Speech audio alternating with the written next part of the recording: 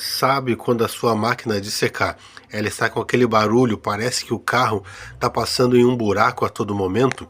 No meu caso aqui, o modelo Brastemp Ative. O problema está aqui, pessoal, ó, nas rondanas. São duas rondanas que vão na parte interna, uma neste pino e outra neste pino. E ela criou um desgaste tão grande que chegou a saltar. A outra ainda não deu problema, mas já vamos trocar, colocando as duas novas.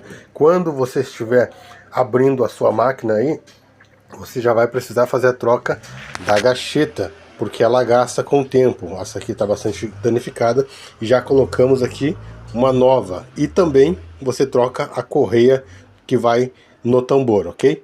Grande abraço, até a próxima, fique com Deus.